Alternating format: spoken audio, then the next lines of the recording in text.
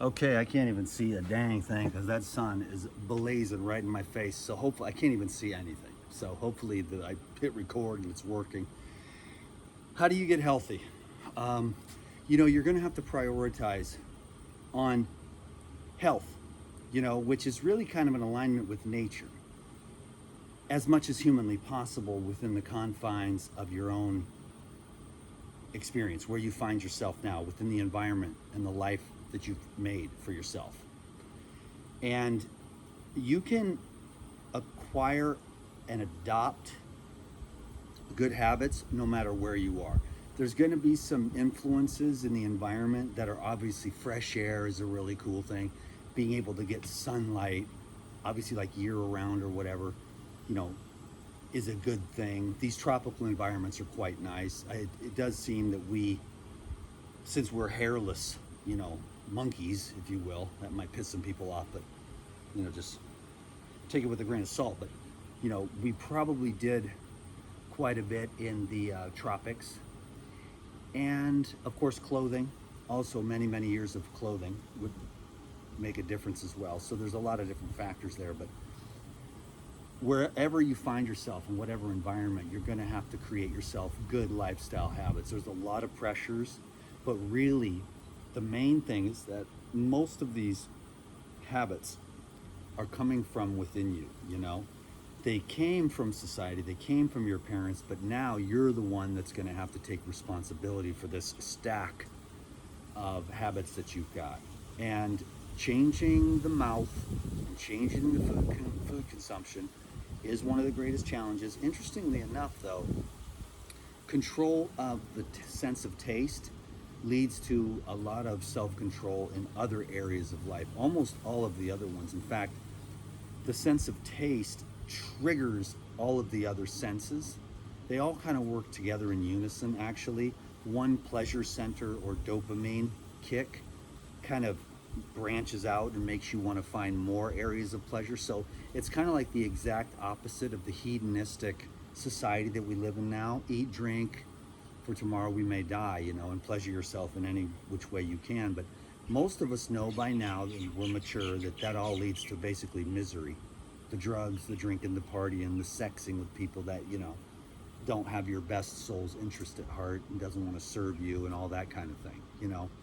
So you're just, it really is to the point where I've heard it many times on the internet. Your life is boring. I wouldn't want to do it. I don't know what to do without my bacon double cheeseburgers. It's a form of entertainment.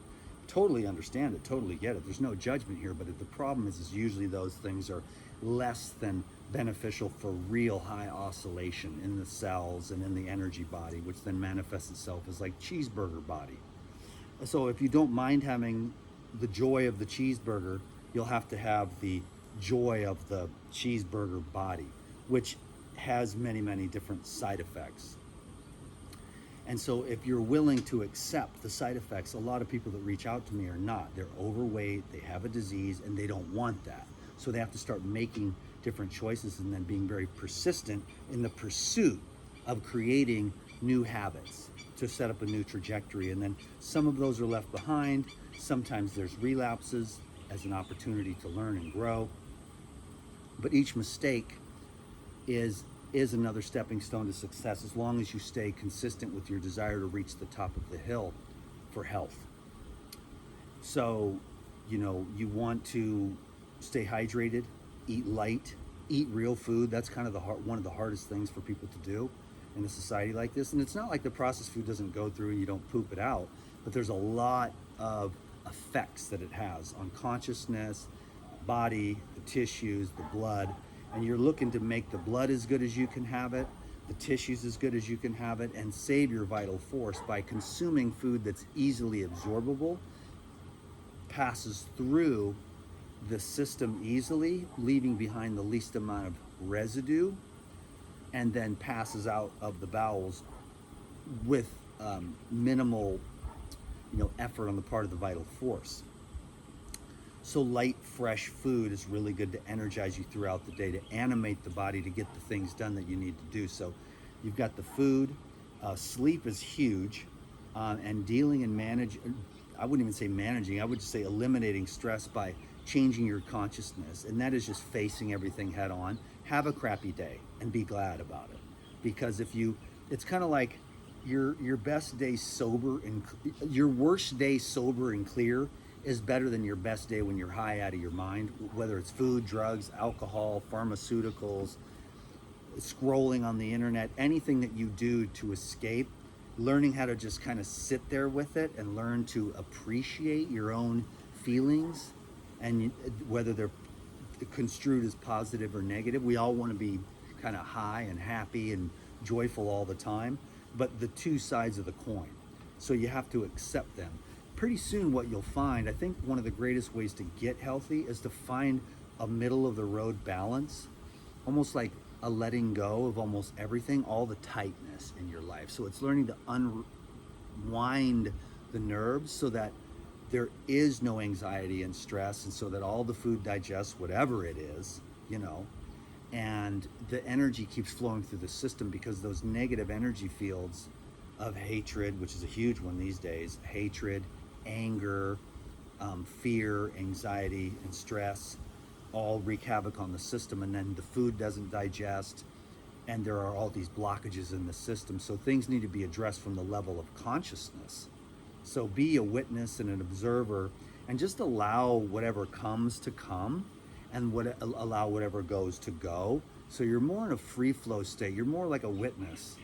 And if you can get more to the witness and awareness of it, you'll start to see to yourself, you'll see the underpinnings of all your bad habits.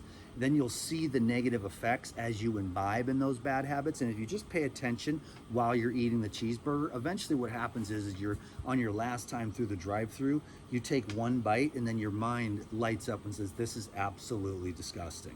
And you just throw the burger out the window, and then you don't even eat, or you go home and go somewhere else and get something that's more of a real food or something like that.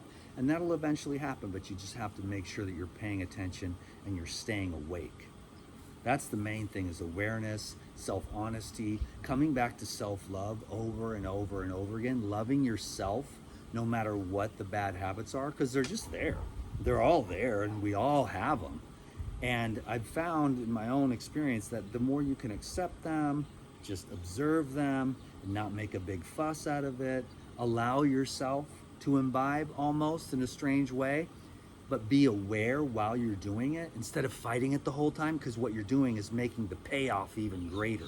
Like, I shouldn't be doing this, but God, this fatty, cheesy burger is so delicious. You know, I hate to demonize cheeseburgers. I'm sure you could make yourself a nice Whole Foods cheeseburger somehow and have a much healthier version. But anyhow, we pick on cheeseburgers and donuts. Man, how could we? Them old maple bars, though, boy.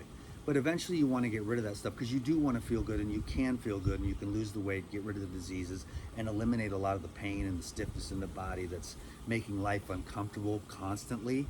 But it's like another kind of discomfort you have to choose, which is almost like the discomfort of what they call discipline, but it's not really that. It's just like awareness allows you just to let it go, because you can see it's not serving you. So if you keep coming back to that love, and you're witnessing like, oh, I'm disgusting, I'm 350 pounds or whatever, and I can't do this, I'm gonna die, you know, and I've got kids and stuff like that. So this was just a quick video for everyone reaching out to me. It goes on and on and on, and I could talk about it for forever, because there's a million different nuances and stuff, and different angles and contexts that we can speak of about this. But it's really self-love, awareness, the best, simplest, plainest foods that you can eat, and then finding positive and constructive things to do throughout the day, and then making sure you get a good night's sleep, dealing with the stress and anxiety, just facing it head on, and just let that state of mind be there. Whatever state of mind needs to come up, you just allow it. Instead of, we always get into our head and we're like, this can't be happening, but actually it is. And so you're like, okay, I'm anxious, I'm a bag of anxiety, and you're like, wow, this is a freak. And you just separate yourself from anger, pain, anxiety. And watch it. You know, you're like, wow, Dan is anxious, you know, level 8 out of 10, interesting. Instead of saying, I'm anxious, and then you tell everyone, I'm anxious, I'm having an anxiety attack. It's like, oh, it looks like there's an anxiety attack happening here. Okay, let's watch this.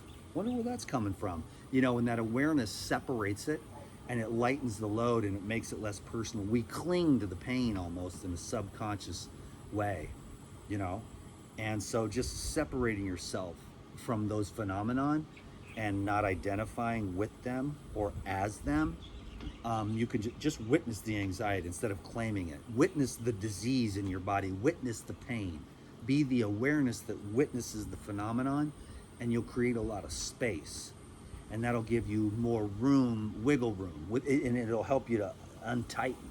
Because nobody was ever tighter than Dan McDonald, but he's just slowly loosening everything up, and it's really been a blessing, and hopefully I'm a blessing to others as well through that process of just learning how to chill, relax, let go, have faith, unwind, and truly heal on multiple levels, you know, physical, emotional, mental, and spiritual, so that one day I will be Swami Dhanananda, Om, the great master, put the money in the plate, buy me a Rolls Royce. I'm just kidding. I'll probably be sitting here naked no matter what. If I'm enlightened, where's Dan? He's sitting by the pool naked. Well, he's got shorts on for the video, but after that, we got to get them shorts gone. So Dan McDonald is naked, and so is Swami Dhanananda. Can you dig it? Because I ain't going to change, man. I like the sun on my privy parts. Can you dig it? That's another super healthy thing, the sunlight on your privies. Okay, so everyone have a great day and be blessed. Never give up on your health journey. One teeny tiny step at a time will get you to the moon and back. All right, aim for the top, aim for the highest, and all other aims will be met. Can you dig it? Your boy, DTM, out.